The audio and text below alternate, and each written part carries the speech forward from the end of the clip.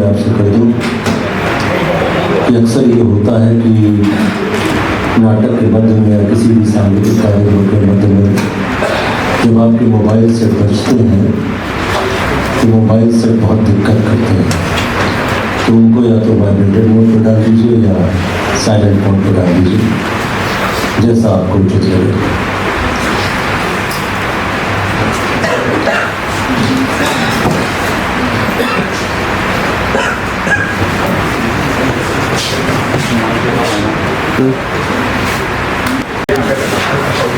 उत्तर प्रदेश संगीत नाटक अकादमी की रसमंच योजना के अंतर्गत संस्कृत विभाग उत्तर प्रदेश के सहयोग से रंगनाथ की प्रस्तुति उग्रवंध्या में आपका स्वागत है।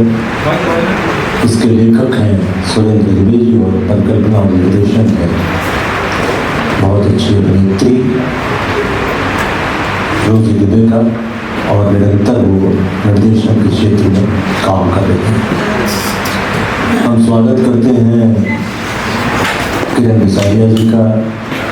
उनका परिचय मैं क्या दूँ, इस प्रदेश में जो रंगमंच की परंपरा पड़ी, इस पूरे उत्तर प्रदेश की बात कर रहा हूँ मैं, उसमें इनका अगर सहयोग ना होता तो शायद इस प्रदेश में, जिसको कहते हैं कि रंगमंच जो एक ढंग से होना चाहिए, उसकी परिभाषा क्या होनी चाहिए, वो कहते हैं व्याकरण में सब स्टूडेंट्स जैसे मुझे लग रहे हैं तो पानी के सिद्धांत सबने पढ़े होंगे, तो अगर पानी वो व्याकरण न बनाते तो शायद वो रंगमंच का सिद्धांत जो होता है वो विकसित ना होता। उसमें किरण बिसारिया जी का, उनके परिवार का और नेपथ्य में अगर वो लोग ना होते तो शायद प्रस्तुति की उत्कृष्ट तरीके से आप तक न पहुँच पाती। बहुत बड़ा सहयोग होता है उसमें। पुष्पम मित्तल जी हमारे बीच में हैं, नितिन भाई की पत्नी किरण जी हैं, सर डॉक्टर राज बिसारिया साहब, पहले उनके बारे में राजा साहब के बारे में अद्भुत व्यक्तित्व थे दोनों लोग।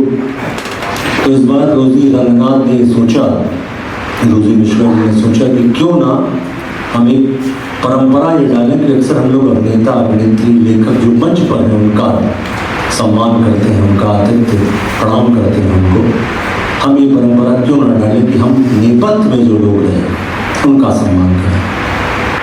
तो मैं इस संध्या की शुरुआत एक तरह से, क्योंकि आज का नाटक अहिल्या और महिलाओं के बारे में, महिला सशक्तिकरण के बारे में उस नाटक में बहुत बड़ी चर्चा है, तो ये सम्मान ग्रहण करने के लिए, और मैंने जैसा शिशु से निवेदन किया है कि जब चंद्रमा का समय आ रहा हो तो दीप बत्ती जला देनी चाहिए, तो उस समय को दीप प्रज्वलित करने के लिए मैं अनुरोध करूँगा किरण जी से और कुशलता मित्तल जी से मंच पर आए, और रोजी मिश्रा से मैं अनुरोध करूँगा इनको मंच पर लेके आए और दीप प्रज्वलित कर आज की सप्ताह की शुरुआत करें।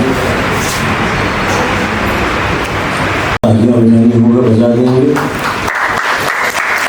अक्सर मैं देखता हूँ कि तालियां नहीं बजाते हैं, बहुत अच्छे अपने मोबाइल में टाइप करने लगते हैं, तो तालियों से स्वर निकलता है और मोबाइल से जो आप खींचते हैं वो दूसरे दिन दिखता है, तो ताली उस वक्त बजा देनी चाहिए, मोबाइल से फोटो बाद में खींच लेनी चाहिए।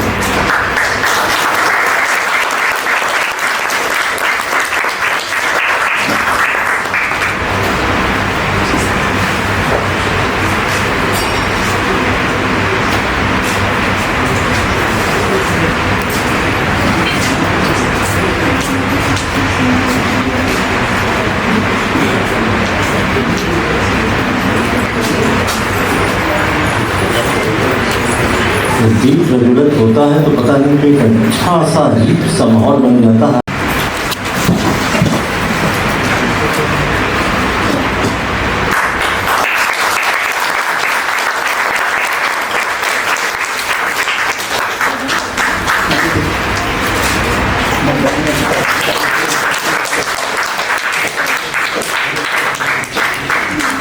ये लोग बहुत बड़े हिस्टोरियन होते हैं, इन्हीं के चित्र देख के लोग कहते हैं उस समय ऐसे नाटक होते थे।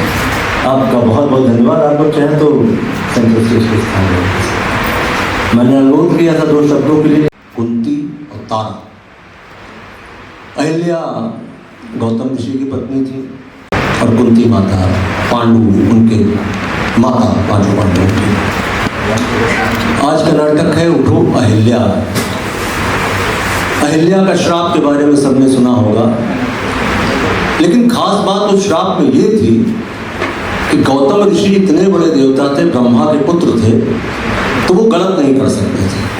ये है मतलब किताबों में वो न्याय का सिद्धांत उन्होंने प्रतिपादित उस समय किया था कि न्याय क्या होना चाहिए। तो उन्होंने ये किया कि उन्होंने जब अपने त्रिकाल दृष्टि से देखा तो उसमें कहीं ना कहीं उनको लगा कि अहिल्या से कुछ गलत हो गया। तो अहिल्या का श्राप की चर्चा अक्सर होती है, लेकिन जो उन्होंने देवराज इंद्र को श्राप दिया वो श्राप ये था कि तुम अब जिंदगी में कुछ नहीं कर पाओगे, मतलब पुरुषत्व चला जाएगा तुम्हारा। बाद में फिर जैसे गणेश जी के सर का प्रत्यार्पण हुआ था हाथी, उस तरह उनका भी प्रत्यार्पण हुआ किसी तरह से। कहा यह भी जाता है कि क्योंकि उस परंपरा से आते थे, उस सप्तऋषि परंपरा के ऋषि थे, तो कहा यह भी जाता है कि उनका एक पुत्र भी था चुड़ी। तो चुड़ी से उन्होंने उसी तरह से कहा था जैसे भगवान परशुराम ने भगव से कहा था कि माता रेणुका की गर्दन काट दो, तो चुड़ी से भी कहा था कि इसको इनकी भी गर्दन इनको सजा दे दो, लेकिन चुड़ी ने मना कर दिया था, उसने विद्रोह किया था, पुत्र धर्म का अलग तरह से पालन किया था। तो खैर बात ये नहीं है कि अहिल्या कब हुई, पंचकन्याओं का क्या इतिहास है। बात यह है कि अहिल्या इस तरह से हमारे सामने आती है कि जहां पर पति का धर्म भी निभाना है और स्त्री का धर्म भी निभाना है। पति के आदेश का पालन करना ये उनकी पत्नी का धर्म था। कुछ कहते हैं शिला हो गई, कुछ कहते हैं बिल्कुल राख हो गई। और स्त्री का धर्म इसलिए निभाना था कि कहीं जाके वो कहीं किसी तरफ अपने आप को समाहित कर सकती थी, क्योंकि उस परंपरा में होता था, सीता जी ने किया। एक बात ये भी कही जाती कि माँ गोदावरी में विलीन हो गई अहिल्या। लेकिन और एक परंपरा जो ज़्यादातर प्रचलित है कि भगवान राम जब बहुत अनुनय विनय उन्होंने किया तो गौतम ऋषि ने ही उनसे कहा कि जब भगवान विष्णु अवतार लेंगे तब आपका कल्याण होगा। भगवान जब आते हैं तो ये कहते हैं तुम तो मेरी माता हो, मैं चरण से कैसे आपको छू लूं। तब इस बात का उनको याद दिलाया जाता है कि नहीं, श्राप मुझे मैं से मिला था तो मैं मुक्त भी ऐसे होंगी। तो खैर ये पंचकन्याओं का इतिहास और बाकी माता अहिल्या को प्रणाम करते हुए आज की संध्या की शुरुआत करते हैं। जहाँ आपका मन करे ताली बजाइएगा, जहाँ आपका मन करे ना ताली बजाइएगा। बहुत बहुत धन्यवाद। नाटक का आनंद लीजिए। चलिए आप लोगों ने मुझे आशीर्वाद दे दिया, ताली बजा के इसलिए लगता है अच्छा। बहुत बहुत धन्यवाद।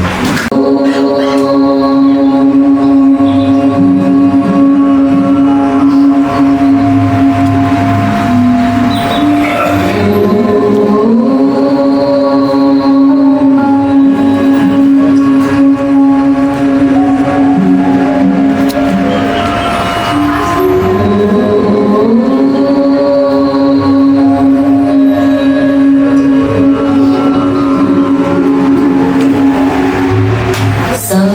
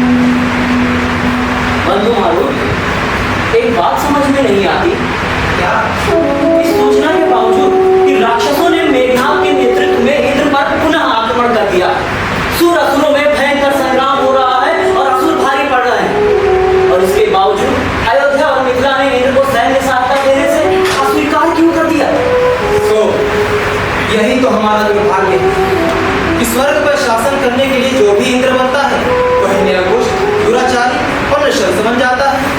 सत्ता और संपत्ति शासक को दुर्गमनीय बना देती है। वह विधान और मूल्य की रक्षा को छोड़कर इसे तोड़ने में ही अपनी महानता समझता है। उचित कह रहे हो बंधु। हर शासक खुद को विधान, व्यवस्था और मूल्य से ऊपर क्यों समझने लगता?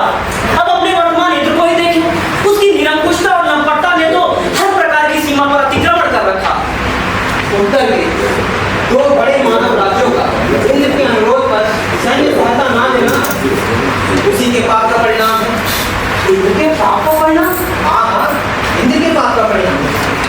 ये तो जानते ही कि वर्तमान में अयोध्या और मिथिला के बीच संबंध स्थापित हो चुका है। अयोध्या की युवराज और दुराचार पर दंडित करने का संकल्प लिया है। ये क्या है बंधु मारू?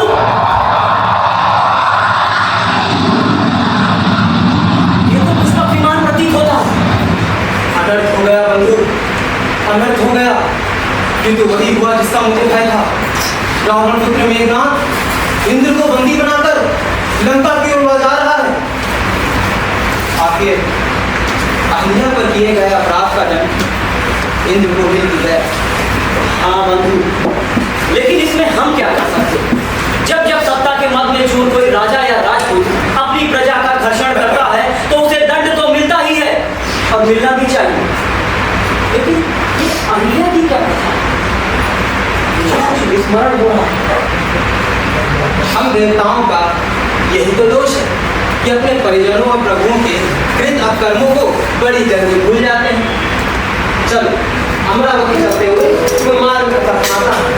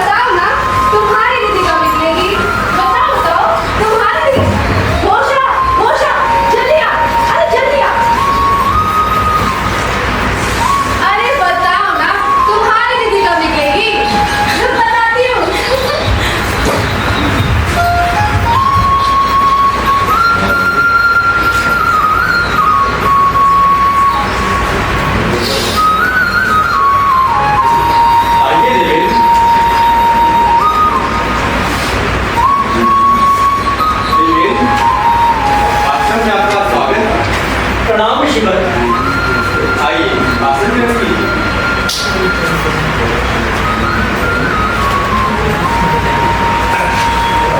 कहिए कैसे आना हुआ? ऋषिवर, आप तो जानते ही यह मिथिला की सीमा तक राक्षसों ने अपने गुप्त आतंकी शिविर स्थापित कर लिए हैं। जानता हूँ देवराज, जानता हूँ। विंध्य के उस पार से राक्षसों का आना जाना तीव्र हो गया। रावण का संरक्षण पाकर मारीच और सुवाह ने भी अरण्य के बीच अपने प्रदेश स्थापित कर लिए। हाँ ऋषिवर, वहीं से अपना ठिकाना बनाकर वे अपने हस्तियों द्वारा छिप ऋषियों, मुनियों, नागरिकों तथा ग्रामवासियों पर आक्रमण भी करते। और उन्हीं घने अरण्य और कंदराओं में उनके प्रशिक्षण शिविर भी, जहाँ वे नए राक्षस प्रशिक्षित करते हैं। हाँ ऋषिवर, इसीलिए मुझे भय है कि एक न एक दिन उत्तर की दिशा में आगे बढ़ते हुए वे कहीं अमरावती पर भी आक्रमण न करें। आप ठीक कह रहे हैं राजा। अभी तो मिथिला, काशी और अयोध्या की अपरिमित सैन्य शक्ति के कारण वे प्रत्यक्ष युद्ध का साहस नहीं जुटा पा रहे। इसीलिए अप्रत्यक्ष युद्ध की आतंकी गतिविधियों के माध्यम से मानव जाति का जनसंहार तो कर ही रहे, और उनकी दृष्टि देव जाति पर भी है। अहिल्या, बेटी अहिल्या,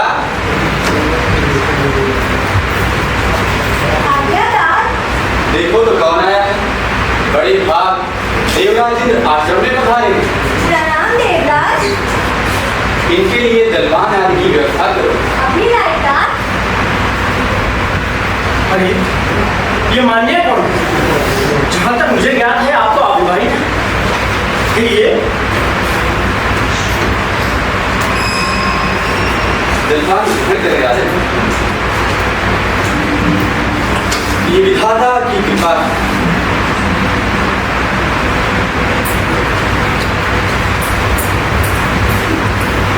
विधाता की कृपा?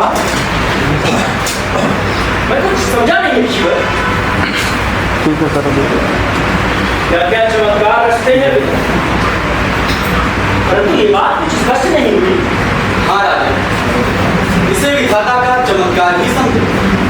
16 वर्ष पूर्व एक दिन प्रजापति ब्रह्मा ने मुझे एक नवजात कन्या सौंपते हुए कहा था, इसे संभालेगा। आज से इसके पालन पोषण का दायित्व आपका। पूछने पर उन्होंने कहा, इसे मेरी ही संतान हूँ। तब से इस कन्या का पालन पोषण कर रहा हूँ।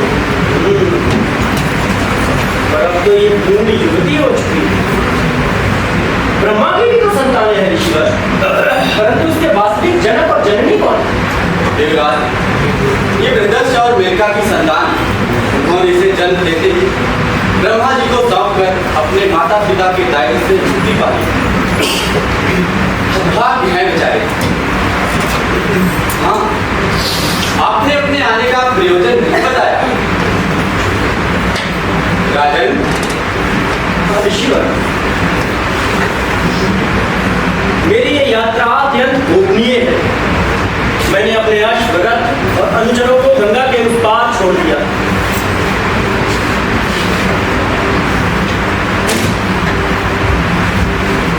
यदि आपकी अनुमति हो तो रात्रि के द्वितीय प्रहर में आपसे एकांत में चर्चा करना चाहता हूँ। उसी समय आपको मेरे यहाँ उपस्थित होने का प्रयोजन भी ज्ञात हो जाएगा। ठीक है राजन, अनुमति। रात्रि में एकांत चर्चा की व्यवस्था रहेगी।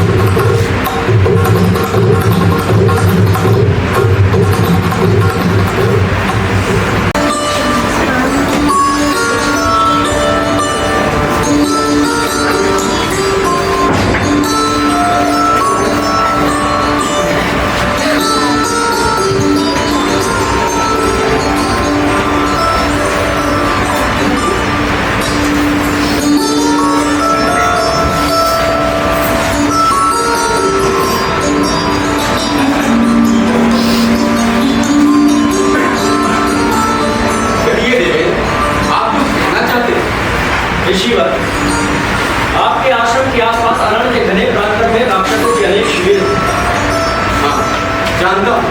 आप जब तक भी वहाँ किसी न किसी प्रयोजन से आते जाते रहते हैं।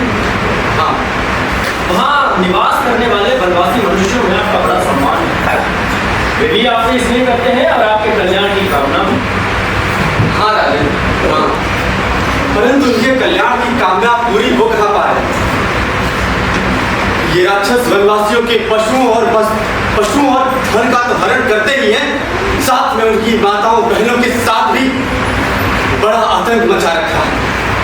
राजन, उन्होंने बड़ा आतंक मचा रखा है। मेरे पास आपकी इस समस्या का समाधान है ऋषिवर। साथ देवराज, साथ। मैं तो इन निरीह वनवासियों की दुर्दशा आंसू बहाने करके कुछ भी नहीं कर पाता, परंतु अब आप आ गए हैं तो ऐसा लगता है कि उनका विपत्ति काल समाप्त होने वाला है। ये प्रज्ञाजीवी ऋषि केवल विचार करते हैं और आंसू बहाते हैं, कर्म तो इनसे होता नहीं।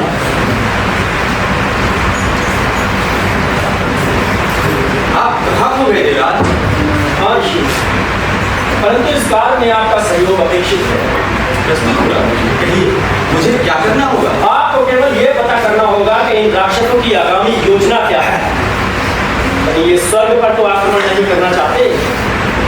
अमरावती पर इनके आक्रमण की योजना का पता चलते ही मुझे तत्काल सूचित कर दें।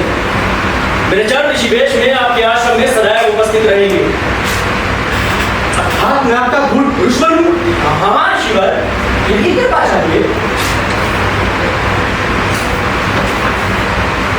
धूर्त इंद्र को वनवासियों के संकट की तनिक भी चिंता नहीं है, इसे तो केवल अपने स्वर्ग की चिंता है। नहीं राजन, नहीं, ये कार्य मुझसे नहीं होगा। ऋषिवर, इस आश्रम की भौगोलिक स्थिति ऐसी है कि आपसे कहना पड़ रहा है, अन्यथा अन्यथा? अन्यथा क्या राजन? बोलो देवेंद्र, बोलो, अन्यथा क्या? तुम मुझे धमकी दे रहे हो? अपराध क्षमा हो ऋषिवर, कदाचित मेरी विवक्षा आप तक ठीक से संप्रेषित नहीं हुई। तो तुम मुझे भाषा ज्ञान की शिक्षा दोगे? जानते नहीं, अर्थवक्ता के नहीं, श्रोता के अधीन होता है। ऋषिवर, मूल का प्रमाण क्षमा हो ऋषिवर, मैं बहुत आशा लेकर आपके पास आया। ठीक है ऋषिवर, आप जैसा उचित समझे। मैं तो सत्य के पक्ष में बस आपका सहयोग चाहता हूँ। क्षमा करें देवेंद्र, आपने अपनी व्यक्तिगत सीमाओं के बाहर सत्य को देखा ही नहीं। सत्य वही नहीं जो आप देखते हैं, सत्य वो भी है जो मैं देख रहा हूँ।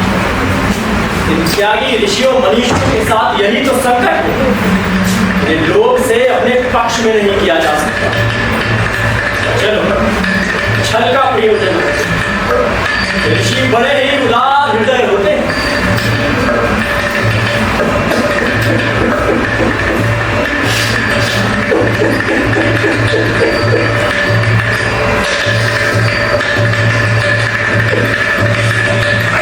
ये क्या है? आप लोग नहीं ऋषिवर, नहीं, अपने दुर्भाग्य पर पश्चाताप कर रहा हूँ।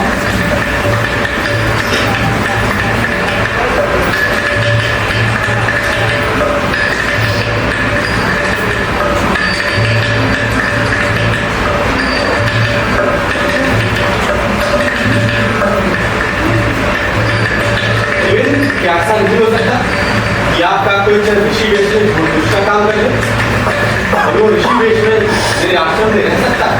ठीक है ऋषिवर, परंतु इस भूल पुरुष के कार्य में बड़ी ही सतर्कता और निष्ठा अपेक्षित है। ये सबके बस की बात नहीं। तो फिर अपराध क्षमा हो तो एक अन्य प्रस्ताव ऋषिवर। बोले ना, मेरे दुर्भाग्य के लेख को आपकी कृपा ही मेट सकती है। क्या ऐसा हो सकता है कि मैं ये कार्य स्वयं आपका वेश धारण करूं, आपके प्रयोजन अनुसार अपने आश्रम में आता जाता हूं? लेकिन ये कैसे संभव है?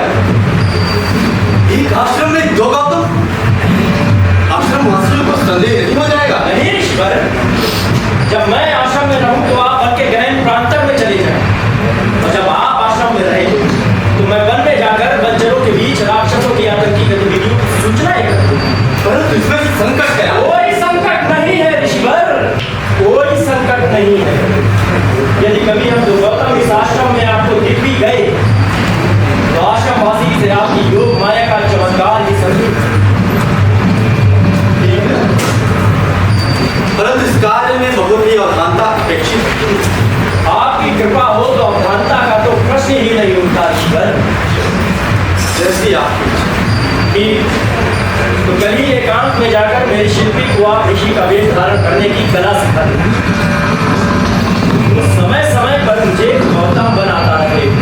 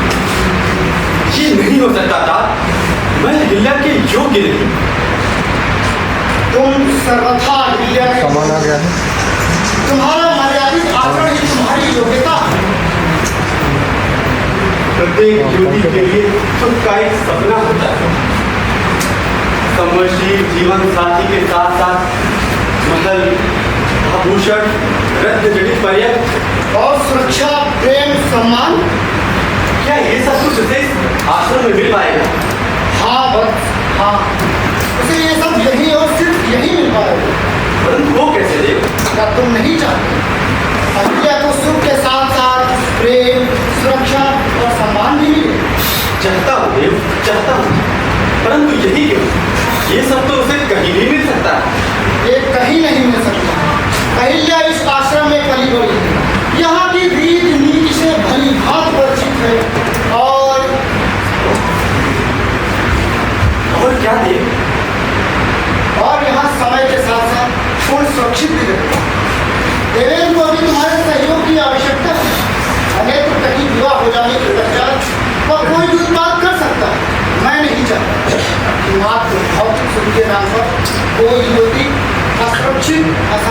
ईश्वर की तरह। परंतु अब कोई किंतु परंतु नहीं, अहिल्या का कल्याण तुम्हारे सानिध्य में है। मैं शीघ्र उसे विजय घोषित करूंगा। जो विजय होगा अहिल्या का विवाह उससे करा दिया जाएगा। स्पष्ट है इस प्रतिस्पर्धा में इंद्र भी भाग लेगा। पराजय के पश्चात वह योग कुछ दिन विरामवश चुप रहे, फिर काल का प्रवाह सब ठीक कर देगा। लेकिन प्रतिस्पर्धा और मैं, ये सब कुछ मेरी समझ में नहीं आ रहा है। ये सब कुछ अब तुम मुझ पर छोड़ दो बस। और हाँ, मेरी बेटी कहाँ है? मैं उसे अपने साथ ले जाऊंगी। अब तो वह इस आश्रम में कुलगुरु की पत्नी बनकर आएगी। अहिल्या, बेटी अहिल्या, अहिल्या, बेटी अहिल्या।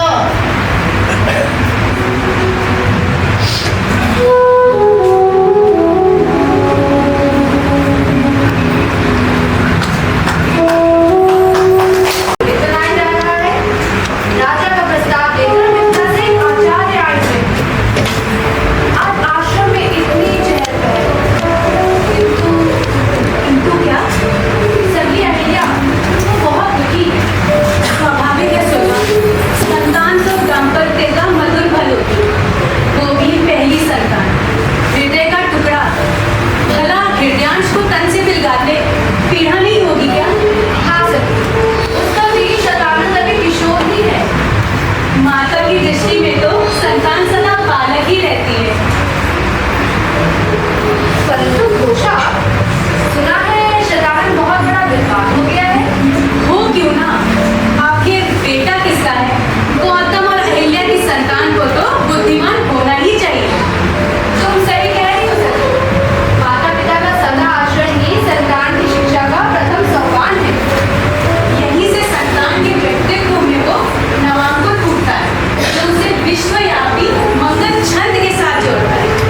हाँ सर, यही सब देख और विचार कर ब्रह्मा जी ने अहिल्या का विवाह कुलगुरु से कराया होगा। हाँ, देखती नहीं थी, जब कुलगुरु आश्रम में नहीं होते थे तब अहिल्या शतानंद को घंटों बैठकर वेद और विज्ञान की शिक्षा देती थी। हाँ सर, अहिल्या इसी आश्रम में पली है। आप बोलते ही उसने यज्ञ की लौ और वेद की पोथियां देखी। कुलगुरु ने इस ब्रह्मकुमारी को श्रेष्ठ पालन पोषण के साथ उत्कृष्ट ज्ञान और विज्ञान की शिक्षा भी दी। हाँ, तभी तो ज्ञान पिपासु ब्रह्मचारी गुरु बहनी की सानिध्य में भी अपनी ज्ञान पिपासा शांत करते हैं। हाँ, अहिल्या ने अपना समस्त यौवन इस आश्रम के ज्ञान यज्ञ में समिधा बनाकर डाल दिया। उसी यज्ञ रूप में ये आश्रम में महक रहा है। इस आश्रम की ज्ञान गरिमा और आध्यात्मिक महक के पीछे अहिल्या का बड़ा योगदान है। हाँ सर, किंतु पता है ब्रह्मा जी ने एक शर्त रखी थी कि जो भी संपूर्ण ब्रह्मांड की परिक्रमा सर्वप्रथम कर लेगा, अहिल्या का विवाह उसी से होगा। फिर ये भी एक रोचक कथा है। जब इंद्र समेत सभी प्रतिभागी अपने अपने दिव्य वाहनों के साथ ब्रह्मांड की परिक्रमा करने निकल गए, तभी अपने कुलगुरु ने एक युक्ति सोची। उन्होंने शालिग्राम रूप विष्णु की परिक्रमा कर ली। ब्रह्मा जी ने यह निर्णय दिया कि विष्णु में संपूर्ण ब्रह्मांड समाया हुआ है, अतः इस प्रतिस्पर्धा में कुलगुरु प्रथम क्रमांक पर आ गए। किंतु इस निर्णय से देवराज समेत अन्य प्रतिभागी रुष्ट तो अवश्य हुए होंगे। हाँ, रुष्ट तो अवश्य हुए, किंतु ब्रह्मा जी के निर्णय और कुलगुरु के तपोबल के आगे किसी की एक न थी। और अहिल्या का विवाह कुलगुरु से हो गया।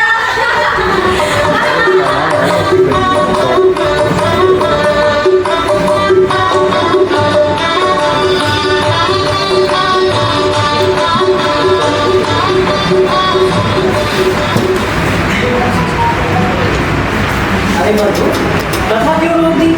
कितनी उत्तम कथा चल रही थी। आगे की कथा उत्तम नहीं है बच्चों, सीधे मन पर प्रहार करने वाली है। क्यों? यहाँ तो सब कुछ ठीक ठाक चल रहा था। गौतम और अहिल्या का विवाह शांतिपूर्ण ढंग से हो गया और इंद्र भी शांत रहे। दोनों का बड़ा ही तेजस्वी और मेधावी पुत्र पैदा हुआ। शतानंद नाम से ख्यात वो पुत्र इस समय मिथिला नरेश का राजपुरोहित और उसकी कीर्ति संपूर्ण आर्यव्रत में फैली। तो फिर कथा में व्यवधान क्यों? कथा में कोई व्यवधान नहीं, कथा तो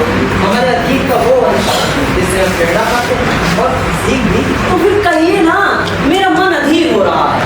अधीर मत हो। सुनो, गौतम ब्रह्म मुहूर्त में ही उठ के गंगा किनारे स्नान को जाया करते थे। एक दिन वो गंगा से स्नान कर लौटे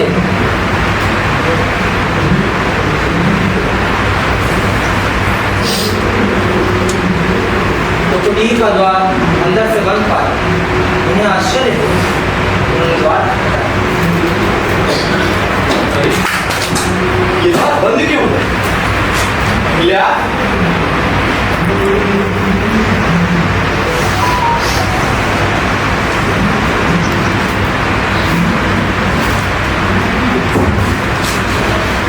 स्वामी, आप यहाँ? फिर क्या?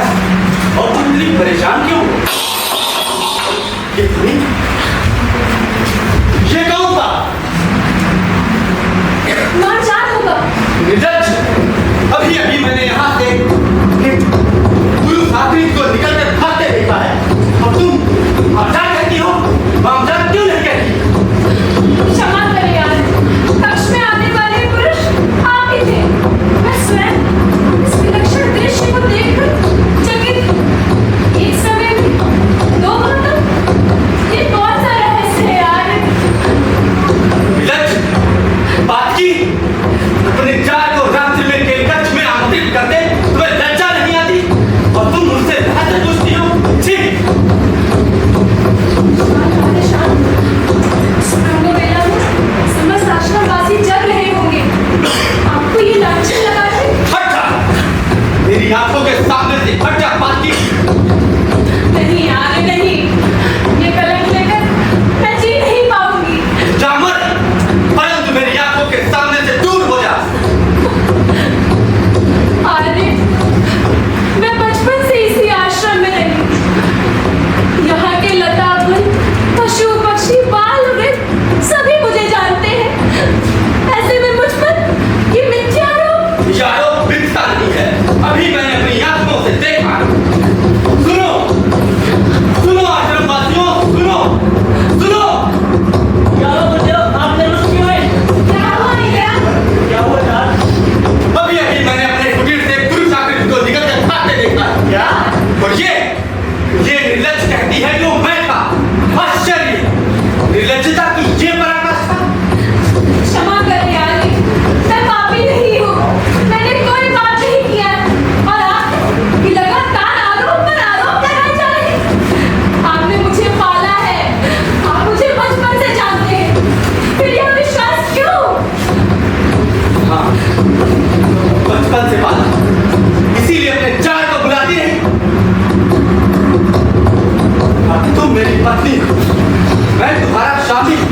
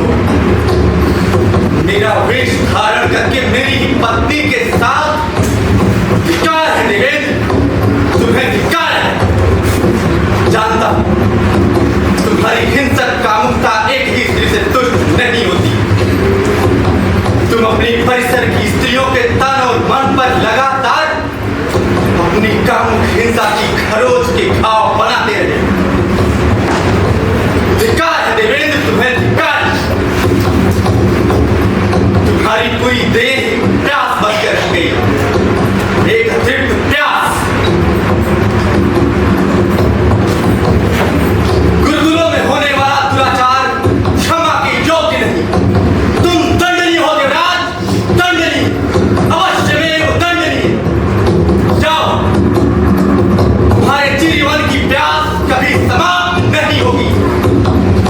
खेल की मादकता तुम्हारी देह से पाप बनकर फूटेगी। जाओ,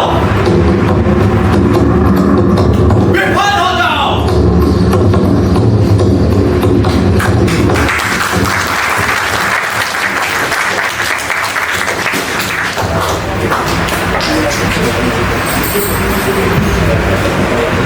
सर अभी मैं यहाँ पे हूँ नाट्य कला नहीं बना।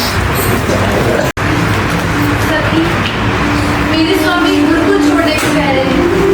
हाँ सखी, मेरे यहाँ भी यही चलता है। सब लोग धीरे धीरे गुरुकुल से निकलते जा रहे हैं। कुलगुरु का भी कुछ पता नहीं।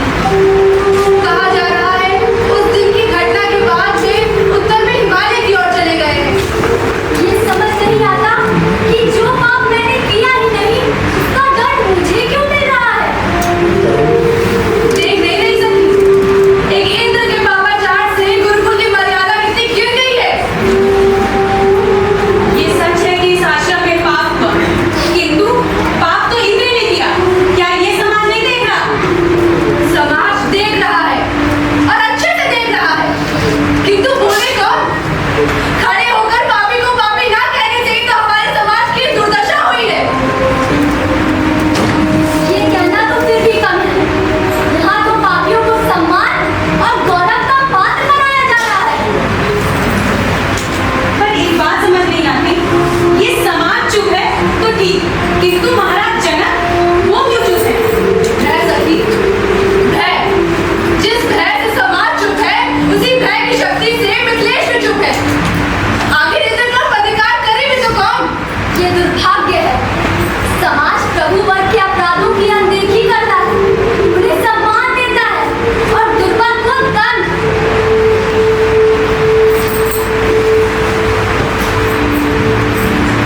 देखती नहीं है लीला को, कैसे धीरे धीरे पत्थर बनती जा रही है। हाँ सही, ना कहीं आना न जाना, दिन रात घंटों बैठे पथराई आंखों से आकाश की ओर निहारती रहती है। और इस गुरुकुल को क्या हो गया है? सब एक एक करके सेवक भी, ब्रह्मचारी सब इसे छोड़ते जा रहे हैं। और तो और यहाँ ग्राम और नगर से भी कोई आता जाता नहीं। शायद इसीलिए हमारे स्वामी भी अब इस गुरुकुल को छोड़ने का निर्णय बना चुके हैं। कुछ ऋषियों ने तो यहाँ से पास ही नया गुरुकुल भी बना लिया है। तो फिर अहिल्या का क्या होगा? हम लोग कर भी क्या सकते हैं? निर्णय तो स्वामी को ही लेना है। स्वामी, स्वामी, स्वामी, आखिर कब तक हम पुरुष वर्ग को अपना स्वामी मानकर उनके हर गलत सही निर्णय को शिरोधार्य करेंगे? इस तथाकथित सभ्य समाज ने एक निर्दोष स्त्री को बहिष्कृत करने का निर्णय ले लिया है और हम शांत हैं। इंद्र के डर से इनकी बोलती बंद है और हम शांत हैं। हाँ, सभी पुरुषों के अंदर के अवर में एक बर्बर पशु वास करता है। जब कब फुफकारता है और कभी अपने नग्न रूप में आकर प्रकट हो जाता है। ये कहते हैं कर दो समर्पित अपने आप को, तुम्हारा योग क्षेम का वाहन हम करेंगे। किंतु शोषण और भोग का यंत्र बनाकर रख दिया गया है हमें। हमने अपने आप को पुरुषार्पित कर दिया है। धिक्कार है हमें। इस प्रकार शांत रहने से काम नहीं चलेगा। हमें ढूंढना होगा अपना अस्तित्व, अपनी शक्ति और अपने सपने। हाँ, आज उजड़ता है तो उजड़ने दो गुरुकुल को, पथराती है तो पथराने दो अहिल्या को। कदाचित इस ध्वंस से कोई नवा अंकुर फूटे जिसमें खिले मनुष्यता की नई पंखुड़ियां।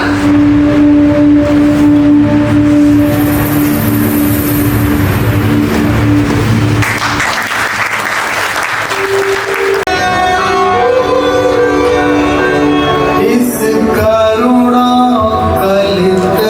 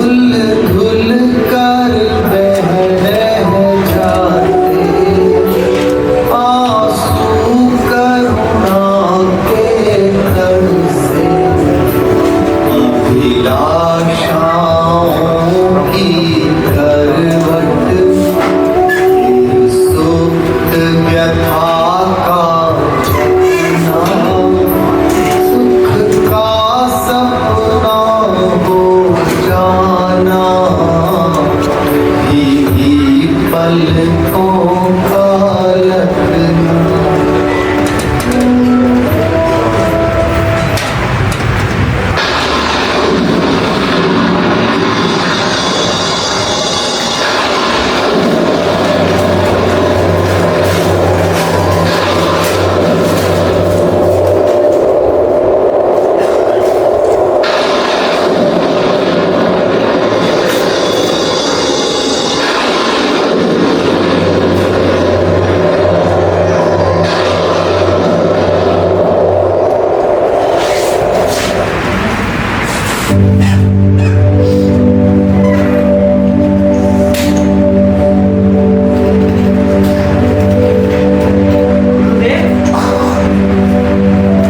ये कौन सा स्थान है? आश्रम जैसे लगने वाले इस स्थान पर न तो ऋषि मुनि बटो सन्यासी और न ही कोई ग्रामवासी। आखिर इस उजाड़ का कारण क्या है?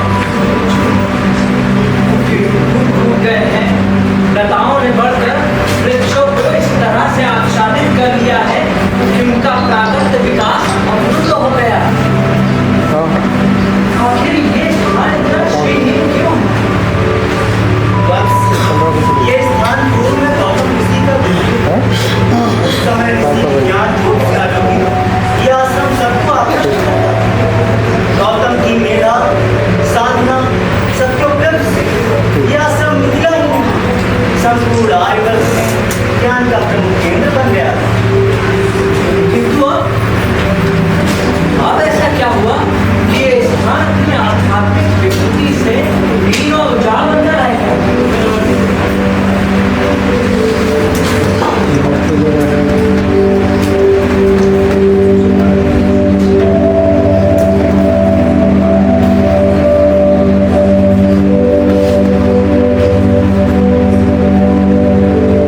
इसकी एक पुरानी कथा गौतम की कठोर साधना से अधिक आध्यात्मिक विभूति से यह आश्रम हमारी सुनहता रहता है। शास्त्र गृहस्थ श्रेष्ठ जी देव मानव सभी अपना तमस दूर करने यहाँ आते और अपना काम पाकर प्रदान को देते। एक दिन देवराज इंद्र गौतम के पास आए। वे देवदानव युद्ध में उनकी सहायता करना चाहते। गौतम ने सहायता की, किंतु भोग विलास के प्रति आध्यात्मिक आग्रह रखने वाले इंद्र ने गौतम की पत्नी अहिल्या के साथ दुराचार किया। तब से शासन की अपनी बढ़ने लगी। शनैः शनैः जनमानस से दूर होने लगा और ये उजाड़ हो गया। और इस गुरुकुल में रहने वाले लोग वे कहाँ गए?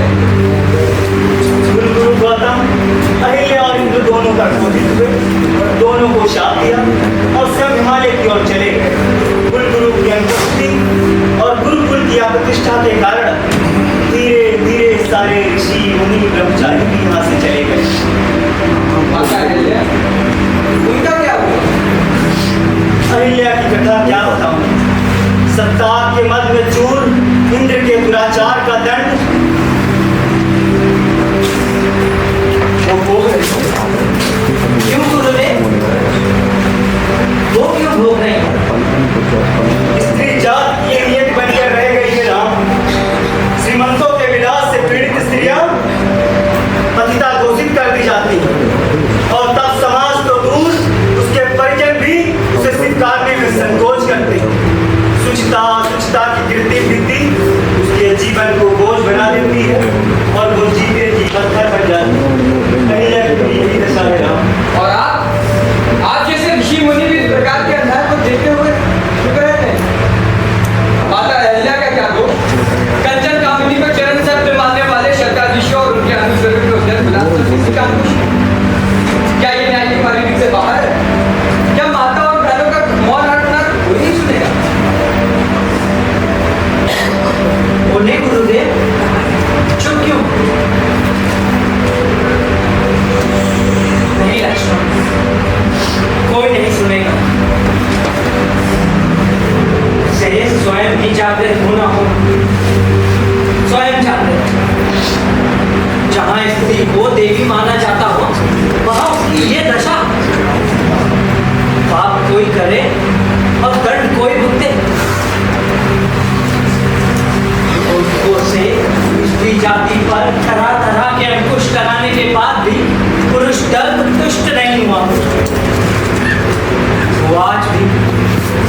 तन मन पर अपनी विलास की छुरी से असंख्य घाव करता जा रहा है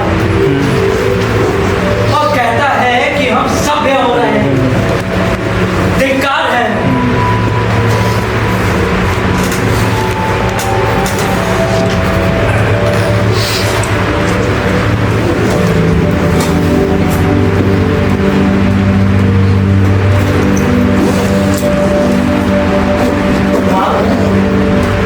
हमारा प्रणाम स्वीकार करें। मैं कौशल्यानंदन नाम और ये मेरा अनुज सौमित्र लक्ष्मण आपको प्रणाम करते हैं। माँ, हमारा प्रणाम स्वीकार करें।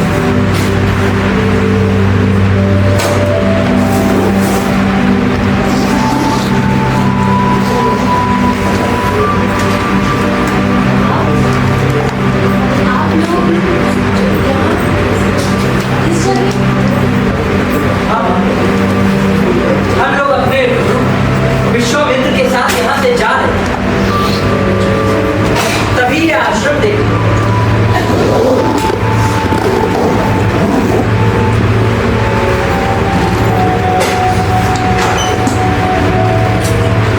आश्रम? अब ये आश्रम कहाँ रहा? ये तो एक पतिता का निवास मात्र है। नहीं माँ, ऐसा मत कहें। आप पतिता नहीं, आप तो माँ हैं। और मातृशक्ति कभी पतिता नहीं होती। एक तो वो पुरुष है जो स्त्री पर लांछन लगाकर खुद सम्मान का पात्र बना समाज में घूमता है। आप बार-बार मुझे माँ क्यों कह रहे हैं? क्योंकि आप माँ हैं। मिथिला नरेश महाराजा जनक के राजपुरोहित शतानंद की माँ हमारी भी तो माँ हुई। अतीत के उन तारों को मत छेड़ो युवक। मैं अपने आप में सुखी हूँ। मुझे युवक नहीं, ना पुत्र कहे माँ। पुत्र हो या युवक, हो तो तुम भी पुरुष ही। हूँ तो पुरुष और पुत्र हूँ तुम्हारा।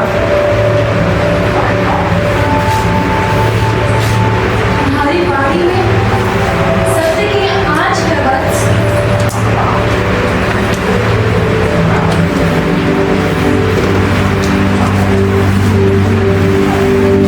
तुम लोग हो कौन?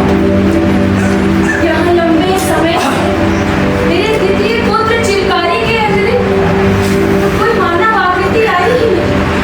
तुम लोग आज अचानक प्रयोजन क्या है? दीदी आई है, विश्वामित्र का प्रणाम स्वीकार करें। अरे ऋषिवर, आप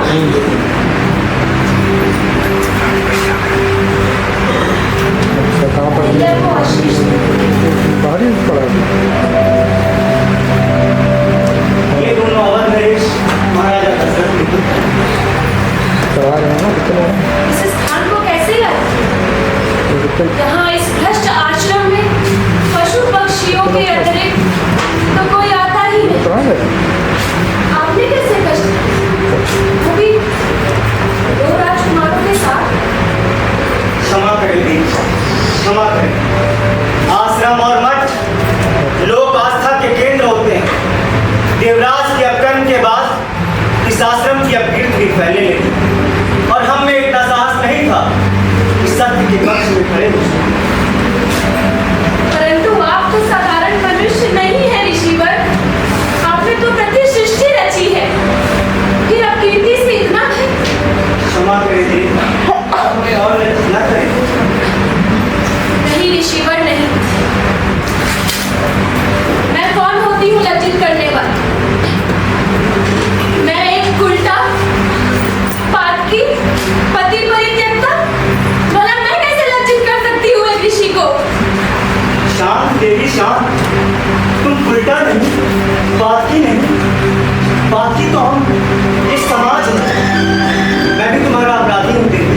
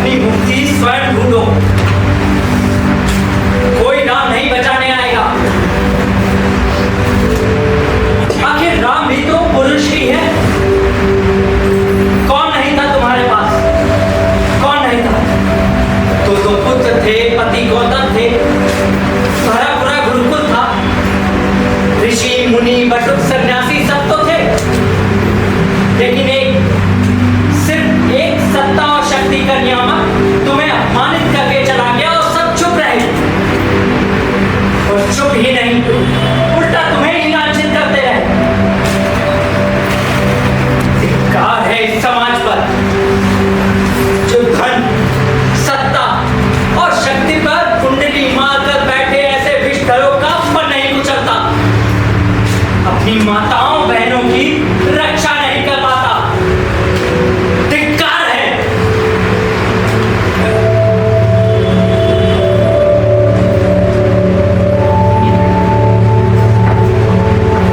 शांत पुत्र शांत। हम स्त्रियों की भाग्य की रेखाएं विधाता ने ना जाने किस कुटिल लिखी से लिखी है। नहीं माँ, उठो और बदल दो भाग्य की रेखाओं को।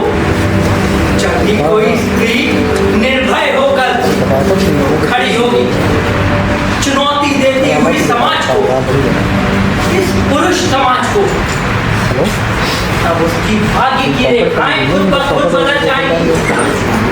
कोई शतानंद नहीं बदलेगा, गौतम नहीं बदलेगा और राम भी नहीं। तूने तो बता दिया बता रहा था तो आ गया।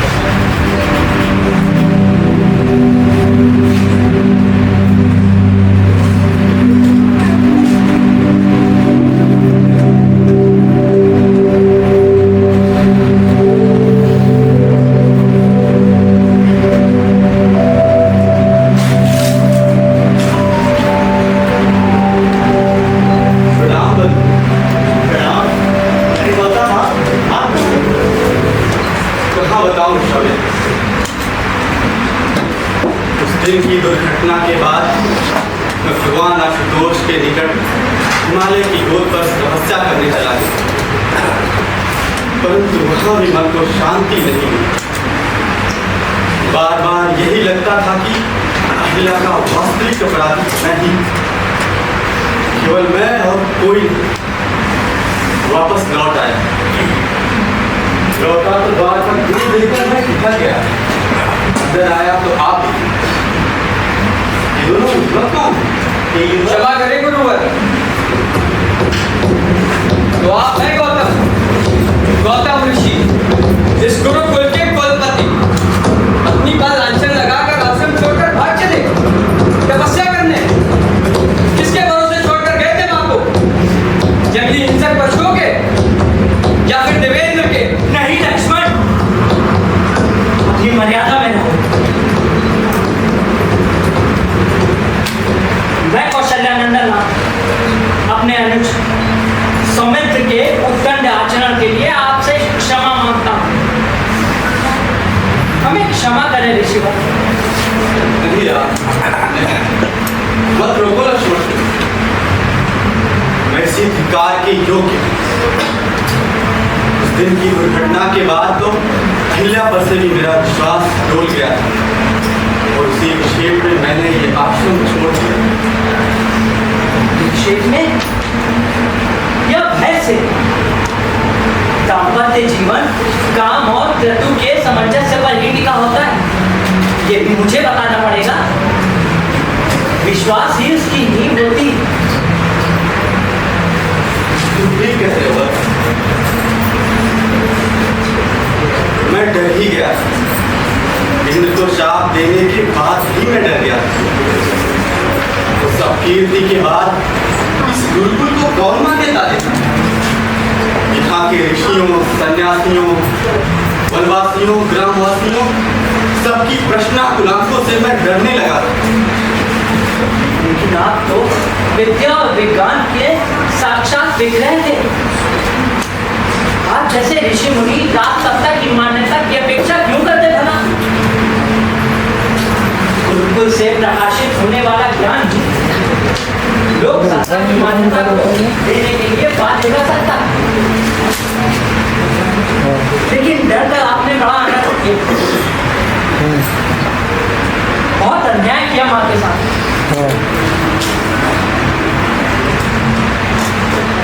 और ये किससे डर रहे? वज्रपाणी इंद्र से।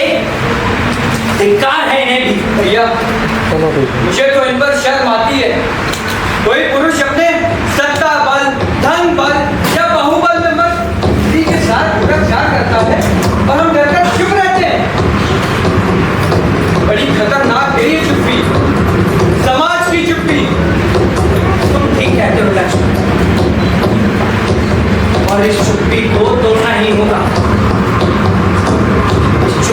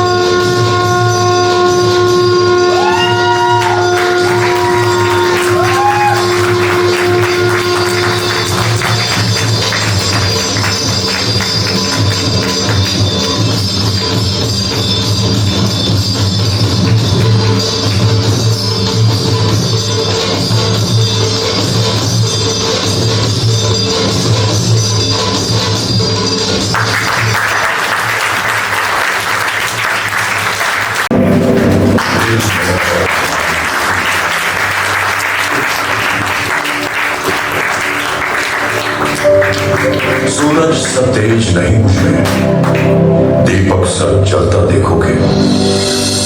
सूरज सा तेज नहीं मुझमें, दीपक सा जलता देखोगे।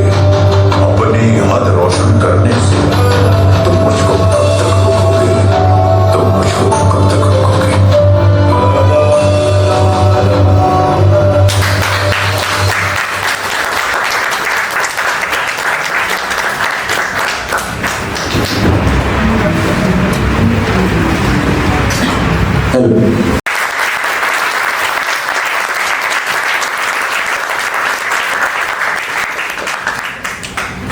भगवान राम धीर हैं, गंभीर हैं, वीर हैं, जब तक अयोध्या में।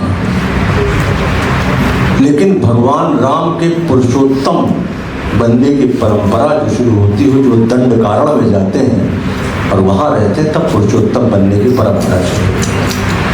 और उस समय एक मान्यता ये थी कि ये जो घटना अहिल्या की है, तब वो मतलब वनवास नहीं गए, ये घटना उनके वनवास के जाने से पहले की है।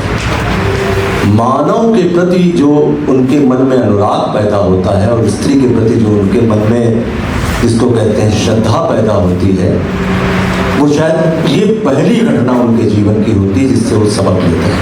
और इसीलिए देखिएगा कि उस वक्त बहुविवाह की परंपरा थी, उनके पिता ने भी 3 विवाह किए थे। लेकिन भगवान राम जब विवाह करते हैं तो कहते हैं एकम पत्नी बताया था। वो पहली परंपरा डालते हैं कि मैं केवल पूरी जिंदगी, पूरे जीवन भर एक पत्नी से के साथ रहूंगा। ये परंपरा सबसे पहला जो मानव बनने का सबक या पुरुषोत्तम बनने का सबक जो भगवान राम को मिलता है, ऐसी घटना से मिलता है। कलाकारों से आपका परिचय। सोम शिखर श्रीवास्तव, मारुति अश्विनी श्रीवास्तव, अहिल्या 1 अनुश्री जायसवाल, अहिल्या 2 भूमिका गुप्ता, सुलभा भावना गुप्ता, भूषा आध्या मिश्रा, गौतम ऋषि सौरभ शुक्ला, इंद्र अक्षय सक्सेना। आज बात ये देखिएगा कि भारतीय परंपरा में एक बड़ी खास बात होती है कि इंसान के पास कितना धन है, कितना बल है, कितनी ताकत है, कितना बड़ा वो कुबेर है, उसकी पूजा नहीं होती। देवराज इंद्र देवताओं के देवता हैं, लेकिन मंदिर कोई नहीं है, और बाद के सारे देवताओं के मंदिर है, बाकायदा उनकी पूजा होती है। ये भारतीय संस्कृति में एक बहुत खास बात है कि कर्म क्या है, किया क्या है आपने। ब्रह्मा योगेंद्र पाल, राम प्रखर द्विवेदी, लक्ष्मण कृष्णा, विश्वामित्र आकाश दयाल और नीतीश वर्मा। ऋषिवर्थ आश्रम के विनय गुर्जर, प्रबल और नीतीश वर्मा।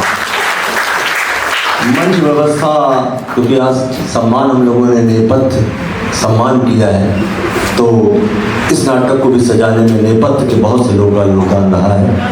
मंच व्यवस्थापक आध्या मिश्रा, मंच परिकल्पना निशु सिंह, आते जाइएगा जिनका मैं नाम ले रहा हूँ। मंच निर्माण रंगम परिधान, मंच सज्जा सहायक नीतीश वर्मा, विनय प्रबल कृष्णा, मंच सामग्री भावना गुप्ता योगेंद्र पाल, वेशभूषा शिल्पी दुबे भूमिका गुप्ता, मुख सज्जा शहीर और सचिन, संगीत संयोजन और संचालन राहुल शर्मा, प्रचार प्रसार शरद दुबे और Akash Dayal, poster design Aadhya Mishra, brochure Ravi, video photo Harry Tiwari, प्रकाश परिकल्पना और संचालन देवाशीष मिश्रा। और इनकी सहायता जिन्होंने की वो आयुष तिवारी, इसके लेखक थे सुरेंद्र दुबे, और इस खूबसूरत नाटक का निर्देशन परिकल्पना की थी रोजी मिश्रा।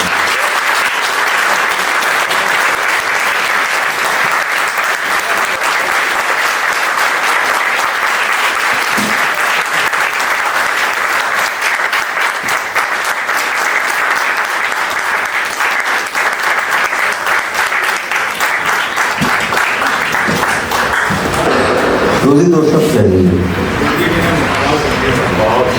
नाटक के बाद कुछ भी कहना उचित नहीं होता है। जो हमें कहना था वो नाटक में दिखा दिया।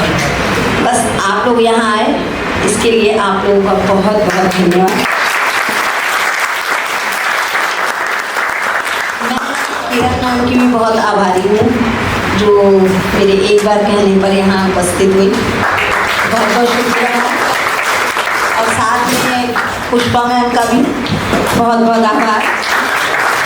और गगला मैम, साथ में यहाँ पर जितने भी हमारे दर्शक हैं, आप सबका बहुत बहुत बहुत धन्यवाद।